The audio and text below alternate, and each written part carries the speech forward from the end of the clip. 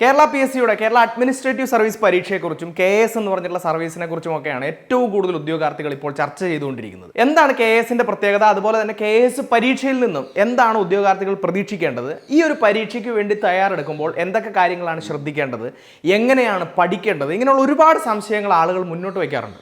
ആദ്യം തന്നെ നമുക്ക് KS എന്ന് പറഞ്ഞാൽ എന്താണെന്ന് നോക്കാം.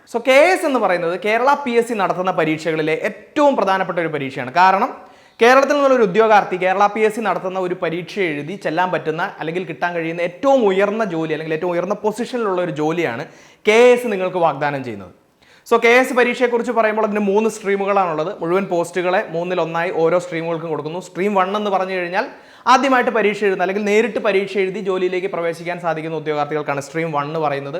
സ്ട്രീം 2 എന്ന് പറഞ്ഞു കഴിഞ്ഞാൽ നിലവിൽ ഗവൺമെൻറ് സർവീസിലുള്ള ആളുകൾക്ക് പരീക്ഷ എഴുതാൻ വേണ്ടിയിട്ടാണ് സ്ട്രീം 2 പ്രൊവൈഡ് ചെയ്തിരിക്കുന്നത്. അതിൽ തന്നെ ഗസറ്റഡ് ഓഫീസേഴ്സ് ആണെങ്കിൽ അവർക്ക് വേണ്ടിയിട്ടാണ് സ്ട്രീം 3 പ്രൊവൈഡ് ചെയ്തിരിക്കുന്നത്. ഇങ്ങനെ 3 സ്ട്രീമുകളിലായിട്ടാണ് പരീക്ഷ നടക്കുന്നത്. ഇനി പോസ്റ്റുകളുടെ പ്രത്യേകത പറയുകയാണെങ്കിൽ നേരത്തെ പറഞ്ഞതുപോലെ തന്നെ ഉയർന്ന പോസ്റ്റുകളിലേക്കാണ് നിങ്ങൾക്ക് അപ്പോയിന്റ്മെന്റ് കിട്ടുന്നത് എന്നുള്ളത് മാത്രമല്ല, 8 വർഷത്തിന് ശേഷം ഇന്ത്യൻ അഡ്മിനിസ്ട്രേറ്റീവ് സർവീസ് IAS പോലെയുള്ള സർവീസുകളിലേക്ക് നിങ്ങൾക്ക് കൺഫേർഡ് ആയിട്ട് പോകാനുള്ള ഒരു സാധ്യത, വളരെ വലിയൊരു സാധ്യത ഈ KS തുറന്നിടുന്നുണ്ട്. ഇതുകൊണ്ടൊക്കെ തന്നെയാണ്, അല്ലെങ്കിൽ ഈ ജോലി പ്രൊവൈഡ് ചെയ്യുന്ന ഇത്തരം അവസരങ്ങൾ കൊണ്ടൊക്കെ തന്നെയാണ് ഒരുപാട് ആളുകൾ KSലേക്ക് എത്തണം എന്ന് ആഗ്രഹിക്കുന്നത്. ഇനി ഈ KSലേക്ക് എത്തണമെങ്കിൽ KS പരീക്ഷ, കേരള PSC നടത്തുന്ന കേരള അഡ്മിനിസ്ട്രേറ്റീവ് സർവീസ് പരീക്ഷയാണ് നമ്മൾ എഴുതേണ്ടത്. അപ്പോൾ ഏത് സ്ട്രീമിലായാലും ഈ പരീക്ഷ നടത്തുന്നത് 3 ഘട്ടങ്ങളിലായിട്ടാണ്. ഒന്നാമത്തെ ഘട്ടത്തിനെയാണ് പ്രിലിമിനറി പരീക്ഷ എന്ന് പറയുന്നത്. അതൊരു ഒബ്ജക്റ്റീവ് മാതൃകയിലുള്ള പരീക്ഷയാണ്. 2 പേപ്പറുകളാണ് ഈ പറഞ്ഞിട്ടുള്ള പ്രിലിമിനറി പരീക്ഷയിലുള്ളത്. ഈ 2 പേപ്പറുകൾക്കും കൂടി ഒരു combined cut off Kerala PSC പറയും.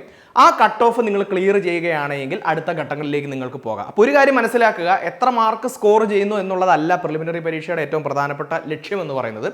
പ്രിലിമിനറി പരീക്ഷ ക്ലിയർ ചെയ്യുക എന്നുള്ളതാണ്. ജസ്റ്റ് ഒരു എലിമിനേഷൻ റൗണ്ട് പോലെയാണ് ഈ പ്രിലിമിനറി പരീക്ഷ നടത്തുന്നത്. ഇനി ഏറ്റവും പ്രധാനപ്പെട്ട ഘട്ടം എന്ന് പറയുന്നത് ഇനി വരുന്ന 2 ഘട്ടങ്ങളാണ്. മെയിൻസ് പരീക്ഷ, അതുപോലെ തന്നെ ഇൻ്റർവ്യൂ. ഈ മെയിൻസിലും ഇൻ്റർവ്യൂവിലേക്കും വെച്ച് തന്നെ ഏറ്റവും പ്രധാനപ്പെട്ട ഒരു ഘട്ടം എന്ന് പറയുന്നത് മെയിൻസ് ആണ് എന്ന് പറയാം. കാരണം മെയിൻസിൻ്റെയും ഇൻ്റർവ്യൂവിൻ്റെ മാർക്കാണ് നമ്മുടെ ഫൈനൽ റാങ്ക് ലിസ്റ്റിന് വേണ്ടി പരിഗണിക്കപ്പെടുന്നത്. അതിൽ തന്നെ മെയിൻസിന് 300 മാർക്കാണുള്ളത്. ഇൻ്റർവ്യൂവിലേക്ക് വരുമ്പോൾ 50 മാർക്കുകളാണ് പറയുക. അതിനെക്കുറിച്ച് നമുക്ക് പിന്നീട് സംസാരിക്കാം. അപ്പോൾ മെയിൻസ് പരീക്ഷയിലേക്ക് വരുമ്പോൾ ഡിസ്ക്രിപ്റ്റീവ് ആയിട്ടുള്ള പരീക്ഷയാണ്. കേരള PSC നടത്തിയിട്ടുള്ള പരീക്ഷകൾ ഇക്കാലം അത്രയും നമ്മൾ നോക്കുകയാണെങ്കിൽ ഡിസ്ക്രിപ്റ്റീവ് ആയിട്ടുള്ള പരീക്ഷകൾ വളരെ കുറച്ച് മാത്രം, വിരലിലെണ്ണാവുന്ന പരീക്ഷകൾ മാത്രമേ നടന്നിട്ടുള്ളൂ. എന്നാൽ അതിൽ നിന്ന് വ്യത്യസ്തമായിട്ട് 3 പേപ്പറുകൾ, പേപ്പർ 1, പേപ്പർ 2, പേപ്പർ 3 എന്ന് പറഞ്ഞ് 2 ദിവസങ്ങളിലായി നടത്തുന്ന 3 സെക്ഷനുകളിലായി 2 ദിവസങ്ങളിലായി നടത്തുന്ന ഒരു ബൃഹത്തായിട്ടുള്ള പരീക്ഷയാണ് മെയിൻസ് പരീക്ഷ എന്ന് പറയുന്നത്. അപ്പോൾ നമ്മൾ ഈ 3 പേപ്പറുകൾ നോക്കുകയാണെങ്കിൽ 10-25ഓളം ചോദ്യങ്ങൾ നമുക്ക് ചോദിക്കുന്നത് കാണാം. അതിൽ തന്നെ 3 മാർക്കിൻ്റെ ചോദ്യങ്ങളുണ്ട്, 5 മാർക്കിൻ്റെ ചോദ്യങ്ങളുണ്ട്. എല്ലാം വിശദമായി ഉത്തരം എഴുതേണ്ട പേപ്പറുകളാണ് ഈ 3 പേപ്പറുകൾ എന്ന് പറയുന്നത്. ഈ ഓരോ പേപ്പറിനും 100 മാർക്കുകളാണുള്ളത്. അങ്ങനെ 300 മാർക്കാണ് മെയിൻസ് പരീക്ഷയ്ക്ക് മുഴുവനായി വരിക. ഈ 3 പേപ്പറിലെ നിങ്ങളുടെ പെർഫോമൻസ് അല്ലെങ്കിൽ മാർക്ക് അനുസരിച്ചിട്ട് ഒരു കട്ട് ഓഫ് വയ്ക്കുകയാണ്. ഈ കട്ട് ഓഫ് ക്ലിയർ ചെയ്ത് കഴിഞ്ഞ് കഴിഞ്ഞാൽ 3ാമത്തെ ഘട്ടമായിട്ടുള്ള പേഴ്സണാലിറ്റി ടെസ്റ്റ് അല്ലെങ്കിൽ ഇൻ്റർവ്യൂ എന്ന് പറഞ്ഞിട്ടുള്ള ഘട്ടത്തിലേക്ക് പോകാം. അപ്പോൾ നമ്മൾ ഇൻ്റർവ്യൂ എന്ന് പറഞ്ഞുള്ള ഘട്ടത്തിനെ കുറിച്ച് പറയുമ്പോൾ നിലവിൽ സർവീസിലുള്ള ആളുകൾ, അതുപോലെ തന്നെ എമിനൻ്റ് ആയിട്ടുള്ള ആളുകൾ, PSC ബോർഡ് മെമ്പേഴ്സ്, ഇങ്ങനെയുള്ള ആളുകളുടെ ഒരു കൂട്ടമായിരിക്കും നിങ്ങൾ ഇൻ്റർവ്യൂ നടത്തുക. അല്ലെങ്കിൽ പേഴ്സണാലിറ്റി ടെസ്റ്റിൽ നിങ്ങൾ അഭിമുഖീകരിക്കേണ്ടി വരുന്നത് ഇങ്ങനെയുള്ളൊരു ബോർഡിനെ ആയിരിക്കും. അവർ പലതരത്തിലുള്ള ചോദ്യങ്ങൾ നിങ്ങളുടെ അടുത്ത് ചോദിക്കും. നിങ്ങളുടെ പേഴ്സണാലിറ്റി, അതുപോലെ തന്നെ നിങ്ങളുടെ അറിവ്, മറ്റ് കാര്യങ്ങളെല്ലാം അവരവിടെ അളക്കുകയാണ് ചെയ്യുന്നത്. അതിനുശേഷം 50-ൽ നിങ്ങൾക്കൊരു മാർക്ക് അവിടെ അവാർഡ് ചെയ്യപ്പെടും. അങ്ങനെ അവസാന ഘട്ടം കഴിഞ്ഞ് കഴിയുമ്പോൾ മെയിൻസിൻ്റെ മാർക്ക് പ്ലസ് ഈ ഇൻ്റർവ്യൂവിൻ്റെ മാർക്ക്, അങ്ങനെയാണ് ടോട്ടൽ മാർക്ക് എടുക്കുന്നത്. ഈ ടോട്ടൽ മാർക്ക് അനുസരിച്ചിട്ടാണ് ഫൈനൽ റാങ്ക് ലിസ്റ്റ് പബ്ലിഷ് ചെയ്യുകയും പിന്നീട് അവിടെ ഈ റാങ്ക് ലിസ്റ്റിൽ നിന്നാണ് സർവീസിലേക്ക് ആളുകളെ ക്ഷണിക്കുകയും മറ്റ് കാര്യങ്ങളൊക്കെ നടക്കുകയും ചെയ്യുന്നത്. അപ്പോൾ ഇതാണ് KS പരീക്ഷയെക്കുറിച്ച് പറയാനുള്ളത്. അപ്പോൾ ഈ KS പരീക്ഷ എന്ന് പറയുന്നത് ഈ പരീക്ഷയുടെ ഈ ഘട്ടങ്ങളും അതുപോലെ തന്നെ നടത്തുന്ന രീതിയൊക്കെ പറഞ്ഞപ്പോൾ നിങ്ങൾക്ക് മനസ്സിലായിട്ടുണ്ടാവും. കേരള PSC സാധാരണയായിട്ട് നടത്തുന്ന പരീക്ഷകളിൽ നിന്നും വളരെ വ്യത്യസ്തമായിട്ടാണ് ഈ പരീക്ഷ നടത്തപ്പെടുന്നത്. കുറച്ചുകൂടി നന്നായിട്ട് പറഞ്ഞാൽ സിവിൽ സർവീസ് പരീക്ഷ, UPSC നടത്തുന്ന സിവിൽ സർവീസ് പരീക്ഷ പോലെ തന്നെയാണ് KS പരീക്ഷ നടത്തപ്പെടുന്നത് എന്ന് നമുക്ക് കാണാം. അതുകൊണ്ടാണ് ഒരുപാട് ആളുകൾ സംശയങ്ങൾ മുന്നോട്ട് വെക്കുന്നത് എങ്ങനെയാണ് ഈ KS പരീക്ഷയ്ക്ക് വേണ്ടി പഠിക്കേണ്ടത് എന്ന്. അപ്പോൾ നമ്മൾ ഏതൊരു പരീക്ഷയ്ക്കും തയ്യാറെടുക്കുന്നത് പോലെ തന്നെയാണ് KSനും തയ്യാറെടുക്കേണ്ടത്. ഇപ്പോൾ നമ്മൾ നോക്കുകയാണെങ്കിൽ നല്ല രീതിയിലുള്ള മെറ്റീരിയൽസ് വേണം. മെറ്റീരിയൽ എന്ന് പറയുമ്പോൾ ഏറ്റവും പ്രധാനപ്പെട്ട ഒരു പ്രശ്നം എന്ന് പറയുന്നത് സാധാരണയായിട്ട് നമ്മൾ ഉപയോഗിക്കുന്ന റാങ്ക് ഫയലുകളോ അല്ലെങ്കിൽ ഏതെങ്കിലും 1-2 പുസ്തകങ്ങളോ മാത്രം റെഫർ ചെയ്യുക എന്നുള്ളത് മെറ്റീരിയൽ എന്ന് പറയുന്നിടത്ത് പോസിബിൾ ആവില്ല. അവിടെയാണ് KS പരീക്ഷ നേരിടുന്ന ഒന്നാമത്തെ വെല്ലുവിളി എന്ന് പറയുന്നത്. ഓക്കെ, അവിടെയാണ് KS പരീക്ഷയ്ക്ക് തയ്യാറെടുക്കുന്ന ഉദ്യോഗാർത്ഥികൾ നേരിടുന്ന ഒന്നാമത്തെ വെല്ലുവിളി എന്ന് പറയുന്നത്. NCERT ബുക്കുകൾ വായിക്കണം, അതുപോലെ തന്നെ SCERT ബുക്കുകൾ വായിക്കണം. നമ്മുടെ സിലബസിലുള്ള ചില ഏരിയാസിന് തന്നെ മെറ്റീരിയൽസ് അവൈലബിൾ അല്ല. അപ്പോൾ നമ്മൾ സെർച്ച് ചെയ്തും അങ്ങനെ ഒരുപാട് കാര്യങ്ങൾ ചെയ്ത് ഇത്തരത്തിലുള്ള മെറ്റീരിയൽസ് കണ്ടുപിടിക്കണം. ഇനി അത് മാത്രമല്ല പല വിഷയങ്ങളും ഇപ്പോൾ ഇന്ത്യൻ പൊളിറ്റി അല്ലെങ്കിൽ economics, environment, science and technology പോലെയുള്ള വിഷയങ്ങൾ നോക്കുകയാണെങ്കിൽ കറണ്ട് അഫയേഴ്സ് എന്ന് പറയുന്നത് വളരെ ഇമ്പോർട്ടൻ്റ് ആയിട്ട് അവിടെ വരുന്നുണ്ട്. അപ്പോൾ അത് നമ്മൾ അപ്ഡേറ്റ് ചെയ്തുകൊണ്ടിരിക്കണം. അപ്പോൾ ഇങ്ങനെ ബൃഹത്തായിട്ടുള്ള വളരെയധികം റിസർച്ച് ചെയ്ത ഒരു മെറ്റീരിയലാണ് ഈ പരീക്ഷയ്ക്ക് ആവശ്യമായി വരിക. ഇനി രണ്ടാമത്തെ കാര്യം എന്ന് പറയുന്നത് കൺസെപ്ച്വൽ അണ്ടർസ്റ്റാൻഡിംഗ് ആണ്. ഇപ്പോൾ പ്രിലിമിനറി പരീക്ഷയാണെങ്കിലും അതുപോലെ തന്നെ മെയിൻസ് പരീക്ഷയാണെങ്കിലും ഒക്കെ തന്നെ ചോദിക്കുന്ന ചോദ്യങ്ങൾ എന്ന് പറയുന്നത് സിമ്പിളായിട്ടുള്ള ചോദ്യങ്ങളല്ല. പല വിഷയങ്ങളെ കമ്പൈൻ ചെയ്തുകൊണ്ട് അതുപോലെ തന്നെ ഒരു വിഷയത്തിനുള്ളിൽ നിന്ന് തന്നെ വിവിധ മേഖലകളെക്കുറിച്ച് ചോദ്യങ്ങൾ ചോദിക്കുന്നു, സ്റ്റേറ്റ്മെന്റ് വൈസ് ആയിട്ടുള്ള ക്വസ്റ്റ്യൻസ് വരുന്നു. അപ്പോൾ ഇങ്ങനെ നമ്മുടെ അറിവിനെ കൃത്യമായിട്ട് പരിശോധിക്കുന്ന രീതിയിലുള്ള ചോദ്യങ്ങളാണ് രണ്ട് പരീക്ഷകൾക്കും ചോദിക്കുന്നത്. അതുകൊണ്ട് തന്നെ നല്ല രീതിയിലുള്ള കൺസെപ്ച്വൽ അണ്ടർസ്റ്റാൻഡിംഗ് ആണ്. അപ്പോൾ നമ്മൾ മെറ്റീരിയൽ കളക്ട് ചെയ്തതുകൊണ്ട് മാത്രമായില്ല, അത് നന്നായി വായിച്ച് പഠിച്ചതുകൊണ്ട് മാത്രമായില്ല, നമ്മുടെ ഉള്ളിലുണ്ടാവേണ്ട അറിവ് എന്ന് പറയുന്നത് കുറച്ചുകൂടി ആഴത്തിലുള്ള അറിവ് ഈ ഒരു പരീക്ഷയെ അഭിമുഖീകരിക്കുമ്പോൾ നമുക്കുണ്ടാവണം. ഇതാണ് KS ഉദ്യോഗാർത്ഥികൾ നേരിടുന്ന രണ്ടാമത്തെ വെല്ലുവിളി എന്ന് പറയുന്നത്. ഇനി മൂന്നാമത്തെ കാര്യം എന്ന് പറയുന്നത് പ്രാക്ടീസ് ആണ്. അപ്പോൾ പ്രാക്ടീസ് എന്ന് പറഞ്ഞു കഴിയുമ്പോൾ ഇപ്പോൾ നമ്മൾ നോക്കുകയാണെങ്കിൽ പ്രീവിയസ് ഇയർ ക്വസ്റ്റ്യൻസ് പ്രാക്ടീസ് ചെയ്യുക, അതുപോലെ തന്നെ ധാരാളം പ്രാക്ടീസ് ക്വസ്റ്റ്യൻസ് നമ്മൾ പ്രാക്ടീസ് ചെയ്യേണ്ടതായിട്ടുള്ള ആവശ്യമുണ്ട്. കാരണം നമ്മൾ എത്രത്തോളം പഠിച്ചിരുന്നാൽ പോലും ഈ ഒരു പരീക്ഷയുടെ ആ ഒരു സാഹചര്യത്തിൽ നമുക്ക് കിട്ടുന്ന ചോദ്യങ്ങൾ എങ്ങനെയാണ് എന്നും ഉത്തരം കണ്ടുപിടിക്കേണ്ടത് എങ്ങനെയാണെന്നൊക്കെയുള്ള കൃത്യമായ പരിശീലനം ഉണ്ടെങ്കിൽ മാത്രമേ നമുക്ക് കൃത്യമായി ഈ പരീക്ഷയിൽ പെർഫോം ചെയ്യാൻ സാധിക്കുകയുള്ളൂ. അപ്പോൾ പരിശീലനം വളരെ അത്യന്താപേക്ഷിതമാണ്. ഇപ്പോൾ പ്രീവിയസ് ഇയർ ക്വസ്റ്റ്യൻസ് ഇമ്പോർട്ടൻ്റ് ആണ്. പക്ഷേ ഒരു വർഷത്തെ ക്വസ്റ്റ്യൻസ് മാത്രമേ നമ്മുടെ കയ്യിലുള്ളൂ. അപ്പോൾ അതിൽ മാത്രം നമുക്ക് കോൺസെൻട്രേറ്റ് ചെയ്ത് നിൽക്കാൻ സാധിക്കില്ല. അതോടൊപ്പം തന്നെ പരിശീലനവുമായി ബന്ധപ്പെട്ട അല്ലെങ്കിൽ ഇങ്ങനെയുള്ള ധാരാളം ക്വസ്റ്റ്യൻസ് ഒക്കെ വർക്കൗട്ട് ചെയ്തുകൊണ്ട് മാത്രമേ നമുക്ക് പരിശീലിക്കാൻ സാധിക്കുകയുള്ളൂ. അപ്പോൾ അവിടെയും KS ഉദ്യോഗാർത്ഥികൾ ചില വെല്ലുവിളികൾ നേരിടുന്നുണ്ട്.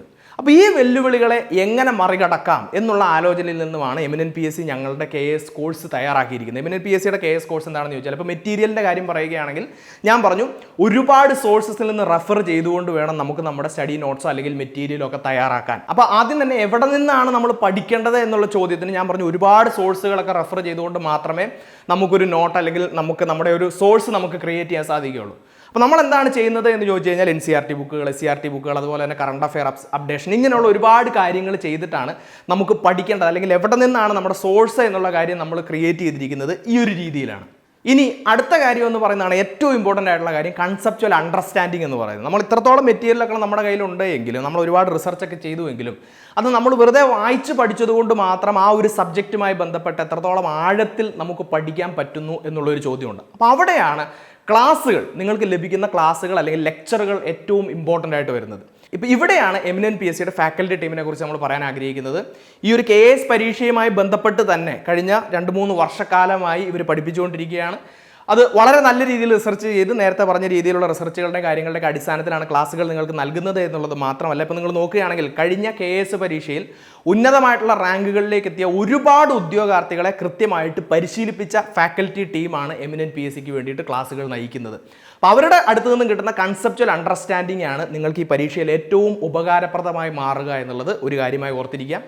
പിന്നെ ഞാൻ മൂന്നാമത് പറഞ്ഞ കാര്യം പ്രാക്ടീസ് ടെസ്റ്റുകൾ എന്ന് പറയുന്നത്. വളരെയധികം റിസർച്ച് ചെയ്ത് തയ്യാറാക്കിയിട്ടുള്ള പ്രാക്ടീസ് ക്വസ്റ്റ്യൻസും മറ്റു കാര്യങ്ങളൊക്കെ നിങ്ങൾക്ക് വേണ്ടി വർക്കൗട്ട് ചെയ്യും. എങ്ങനെയാണ് ആൻസർ കണ്ടുപിടിക്കേണ്ടത് എന്നും അതുപോലെ തന്നെ ഓരോ ഏരിയയും പഠിക്കുമ്പോൾ ഈ ക്വസ്റ്റ്യൻസിനനുസരിച്ചിട്ട് എങ്ങനെയാണ് പഠിക്കേണ്ടത് മുതലായ എല്ലാ കാര്യങ്ങളും പ്രാക്ടീസിൻ്റെ ഭാഗമായിട്ട് നിങ്ങൾക്ക് നൽകപ്പെടുന്നുണ്ട്. സോ KS പരിശീലനവുമായി ബന്ധപ്പെട്ടിട്ട് ഉദ്യോഗാർത്ഥികൾ നേരിടുന്ന എല്ലാ വെല്ലുവിളികളെയും കൃത്യമായി അഡ്രസ്സ് ചെയ്യുന്ന രീതിയിലാണ് എമിനന്റ് PSCയുടെ KS കോഴ്സ് തയ്യാറാക്കിയിരിക്കുന്നത് എന്നുള്ള കാര്യം പറഞ്ഞുകൊള്ളട്ടെ.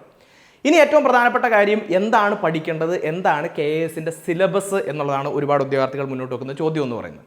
അപ്പോൾ പ്രിലിംസും മെയിൻസിൻ്റെ സിലബസ് നമ്മൾ നോക്കുകയാണെങ്കിൽ വലിയ രീതിയിലുള്ള വ്യത്യാസങ്ങളില്ല എന്ന് നമുക്ക് കാണാം. പ്രിലിംസിലുള്ള ഏതാനും ടോപ്പിക്കുകൾ മെയിൻസിൽ ഇല്ല എന്നുള്ളതാണ് ഏക വ്യത്യാസം എന്ന് പറയുന്നത്. ഇപ്പോൾ നോക്കുകയാണെങ്കിൽ മലയാളം, ഇംഗ്ലീഷ്, അതുപോലെ തന്നെ റീസണിങ് അല്ലെങ്കിൽ മാത്സ് എന്ന് നമ്മൾ പറയുന്നത് ക്വാണ്ടിറ്റേറ്റീവ് ആപ്റ്റിറ്റ്യൂഡ് എന്ന് പറയുന്ന ആ പോർഷൻസ് ഒക്കെ പ്രിലിംസിൽ മാത്രമേ ഉള്ളൂ. മെയിൻസിലേക്ക് വരുമ്പോൾ ഇത്തരം പോർഷൻസ് കാണാൻ സാധിക്കുന്നില്ല എന്നുള്ള ഒരൊറ്റ വ്യത്യാസം മാത്രമേ ഉള്ളൂ. ഇനി സിലബസിൽ എന്തെല്ലാം കാര്യങ്ങളാണ് ഉള്ളത് എന്ന് നോക്കുകയാണെങ്കിൽ പേപ്പർ 1, പേപ്പർ 2, പേപ്പർ 3 അതുപോലെ തന്നെ നമ്മൾ പ്രിലിംസിൽ വരുന്ന ടോപ്പിക്കുകളൊക്കെ നോക്കുകയാണെങ്കിൽ ഹിസ്റ്ററി എന്ന് പറഞ്ഞിട്ടുള്ള പോർഷൻ വരുന്നുണ്ട്. ഹിസ്റ്ററിയിൽ തന്നെ ഇന്ത്യൻ ഹിസ്റ്ററി, വേൾഡ് ഹിസ്റ്ററി, അതുപോലെ തന്നെ കേരള ഹിസ്റ്ററി, ഇങ്ങനെ 3 പോർഷൻ. അതിൽ ഇന്ത്യൻ ഹിസ്റ്ററി നമ്മൾ നോക്കുകയാണെങ്കിൽ ancient Indian history, medieval Indian history, modern history, അങ്ങനെ ഒരുപാട് ബൃഹത്തായിട്ടുള്ള ഒരു സംഭവങ്ങൾ പഠിക്കാൻ കിടപ്പുണ്ട്. പക്ഷേ വേൾഡും അതുപോലെ തന്നെ കേരള ഹിസ്റ്ററി നമ്മൾ നോക്കുമ്പോൾ മോഡേൺ ഹിസ്റ്ററി ഒരു 18ാം നൂറ്റാണ്ടിന് ശേഷമുള്ള ചരിത്രമാണ് പറഞ്ഞിരിക്കുന്നത്. ഇനി ഇതിനോടൊപ്പം തന്നെ ആർട്ട് ആൻഡ് കൾച്ചർ എന്ന് പറഞ്ഞിട്ടുള്ള ഹിസ്റ്ററിയോടനുബന്ധമായിട്ട് ഇന്ത്യൻ ആർട്ട് ആൻഡ് കൾച്ചർ മറ്റു കാര്യങ്ങളൊക്കെ വരുന്നുണ്ട്.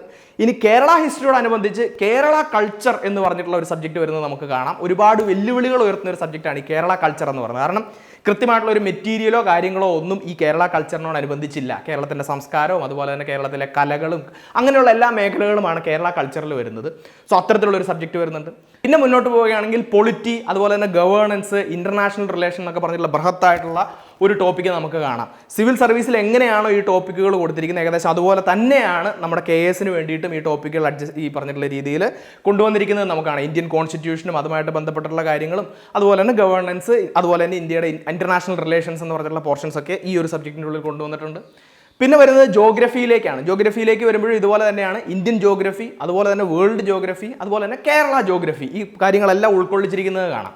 അപ്പോൾ ഇന്ത്യൻ ജോഗ്രഫി, വേൾഡ് ജോഗ്രഫി ഒക്കെ കാലാകാലങ്ങളായിട്ട് നമ്മൾ പഠിച്ചു വരുന്നതാണ്. അതിനെക്കുറിച്ച് കുറച്ചുകൂടി ആഴത്തിലുള്ള അറിവ് ഇവിടെ വേണ്ടതാണ്. പക്ഷേ കേരള ജോഗ്രഫി എന്ന് പറഞ്ഞിട്ടുള്ള ഒരു പുതിയ പോർഷൻ ഉൾക്കൊള്ളിച്ചിരിക്കുന്നത് കാണാം. അപ്പോൾ ഇന്ത്യൻ ജോഗ്രഫിയും വേൾഡ് ജോഗ്രഫിയും പോലെയല്ല, കേരള ജോഗ്രഫിയിലേക്ക് വരുമ്പോൾ ഈ പറഞ്ഞ ഒരു വ്യക്തമായിട്ടുള്ള മെറ്റീരിയൽ, റെഡിമെയ്ഡ് ആയിട്ടുള്ള ഒരു മെറ്റീരിയൽ, ഇന്ന ബുക്ക് വായിക്കണമെന്നോ അങ്ങനെയൊന്നും നമുക്ക് പറയാൻ സാധിക്കില്ല. നല്ല രീതിയിൽ റിസർച്ച് ചെയ്തതിന് ശേഷം മാത്രം പഠിക്കാൻ പറ്റുന്ന ഒരു പോർഷനാണ് കേരള ജോഗ്രഫി എന്ന് പറയുന്നത്.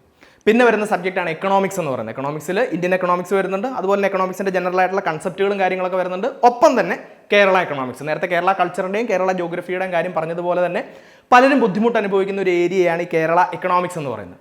പിന്നെ കോമൺ ആയിട്ടുള്ള സബ്ജക്റ്റുകളിലേക്കാണ് വരുന്നത് സയൻസ് ആൻഡ് ടെക്നോളജി, എൻവയോൺമെൻറ്റ് പോലെയുള്ള സബ്ജക്റ്റുകൾ. കഴിഞ്ഞ പ്രാവശ്യത്തെ ക്വസ്റ്റ്യൻ പേപ്പറുകളൊക്കെ നിങ്ങൾ നോക്കുകയാണെങ്കിൽ കറണ്ട് അഫയേഴ്സിൽ നിന്ന് മാത്രമായി ചോദ്യങ്ങൾ ചോദിക്കുന്ന ഒരു ഏരിയ ആയിട്ട് ഈ ഏരിയാസ് ഒക്കെ മാറും നമുക്ക് കാണാം. അപ്പോൾ ഒരുപാട് ചലഞ്ചിങ് ആയിട്ടുള്ള, അതുപോലെ തന്നെ കേരള PSCയിൽ സാധാരണയായിട്ട് ആളുകൾ പഠിക്കാത്ത അല്ലെങ്കിൽ വരാത്ത ഒരു ഏരിയയാണ് സയൻസ് ആൻഡ് ടെക്നോളജി, എൻവയോൺമെൻറ്റ് എന്നൊക്കെ പറയുന്നത്. പിന്നെ വരുന്ന ഏരിയാസ് സാധാരണയായിട്ട് കേരള PSC പഠിക്കുന്ന ഉദ്യോഗാർത്ഥികളൊക്കെ ടച്ചപ്പ് ചെയ്ത് പോകുന്ന ഏരിയാസാണ്. ഇപ്പോൾ നമ്മൾ നോക്കുകയാണെങ്കിൽ ക്വാണ്ടിറ്റേറ്റീവ് ആപ്റ്റിറ്റ്യൂഡ് അല്ലെങ്കിൽ റീസണിങ് എന്ന് പറഞ്ഞിട്ടുള്ള ഏരിയ, ഇംഗ്ലീഷ്, മലയാളം, ഇങ്ങനെയുള്ള ഏരിയാസൊക്കെ. പക്ഷേ ഈ ഏരിയാസൊക്കെ നമ്മൾ പഠിക്കുന്ന ഏരിയാസ് ആണെങ്കിൽ കൂടിയും KS വന്നിട്ടുള്ള ചോദ്യങ്ങൾ നോക്കുകയാണെങ്കിൽ പ്രത്യേകിച്ച് റീസണിങ്, മാത്തമാറ്റിക്സ് പോലുള്ള ഏരിയാസിലൊക്കെ കുറച്ചുകൂടി ലെവൽ കൂടിയ ചോദ്യങ്ങളാണ് ചോദിച്ചിരിക്കുന്നത് നമുക്ക് കാണാം. മലയാളവും ഇംഗ്ലീഷും ഒക്കെ സാധാരണയായിട്ട് ചോദിക്കുന്ന രീതിയിൽ തന്നെയാണ് എങ്കിലും ഒരു സ്റ്റാൻഡേർഡ് കൂടുതലുണ്ട് ചോദ്യങ്ങളിൽ എന്നാണ് എല്ലാവരും അഭിപ്രായപ്പെടുന്നത്. ഇപ്പോൾ നിങ്ങൾ ഡിഗ്രി ലെവൽ എക്സാമിനേഷൻ, ഈ ഇടയ്ക്ക് നടന്നിട്ടുള്ള ഡിഗ്രി ലെവലിൻ്റെ പ്രിലിമിനറി എക്സാമിനേഷനൊക്കെ നോക്കുകയാണെങ്കിൽ കാണാം ഈ ഏരിയയിൽ നിന്ന് ചോദിച്ചിട്ടുള്ള ചോദ്യം ഇംഗ്ലീഷും മലയാളം ഒക്കെ ആണെങ്കിൽ കഴിഞ്ഞ കാലഘട്ടങ്ങളിൽ നിന്നും ചോദിച്ച ചോദ്യങ്ങളിൽ നിന്നും കുറച്ചുകൂടി വ്യത്യസ്തമായിട്ടുള്ള ചോദ്യങ്ങളാണ് അവിടെ ചോദിക്കപ്പെട്ടിരിക്കുന്നത് എന്ന് കാണാം. അപ്പോൾ ഇതാണ് സിലബസിൻ്റെ കാര്യമായിട്ട് നമുക്ക് പറയാനുള്ളത്. അപ്പോൾ സിലബസിനെ കുറിച്ച് സംസാരിക്കുമ്പോൾ UPSC സിവിൽ സർവീസിൻ്റെ മെയിൻസ് സിലബസ് എടുത്ത് നോക്കുകയാണെങ്കിൽ ഏകദേശം അതേ സിലബസ് തന്നെയാണ് KS വന്നിരിക്കുന്നതെന്ന് കാണാം. കേരള ഹിസ്റ്ററി അല്ലെങ്കിൽ കേരള ടോപ്പിക്കുകൾ എക്സ്ട്രാ വന്നിരിക്കുന്നു, അതുപോലെ മലയാളം, ഇംഗ്ലീഷ് പോലെയുള്ള ലാംഗ്വേജുകളും മറ്റു കാര്യങ്ങൾ എക്സ്ട്രാ വന്നിരിക്കുന്നു എന്നുള്ളത് ഒഴിച്ച് നിർത്തി കഴിഞ്ഞ് കഴിഞ്ഞാൽ അതേ സിലബസ് തന്നെയാണ് ഇവിടെ വന്നിരിക്കുന്നതെന്ന് കാണാം. അപ്പോൾ അതേ സിലബസും അതേ പരീക്ഷാ രീതിയും ആയതുകൊണ്ട് തന്നെ അതേ ലെവലിലുള്ള പഠനമാണ് KS നമ്മളിൽ നിന്നും ആവശ്യപ്പെടുന്നത്. അതായത് കേരള PSCയിൽ കാലാകാലങ്ങളായി പരിശീലിച്ചു വന്നിരുന്ന മാതൃകകളോ മറ്റു കാര്യങ്ങളോ ഉപയോഗിക്കുന്നത് കൊണ്ട് KS ക്ലിയർ ചെയ്യാൻ പറ്റുമെന്ന് ഒരിക്കലും പറയാൻ പറ്റില്ല. ആ UPSC നിലവാരത്തിലുള്ള പഠനവും മറ്റു കാര്യങ്ങളൊക്കെ നിങ്ങൾക്ക് വേണം. അതുകൊണ്ട് തന്നെയാണ് UPSC പഠന മേഖലയിലും ഉന്നത നിലവാരം പുലർത്തിയ ഫാക്കൽറ്റി ടീമും മറ്റ് ടീമുകളും എല്ലാം എമിനന്റ് PSCയുടെ ഭാഗമായിട്ട് നിങ്ങൾക്ക് ക്ലാസ്സുകളും മറ്റ് കാര്യങ്ങളെല്ലാം പ്രൊവൈഡ് ചെയ്യുന്നത്. എമിനന്റ് PSCയുടെ KS പുതിയ ബാച്ച് സ്റ്റാർട്ട് ചെയ്യുകയാണ്.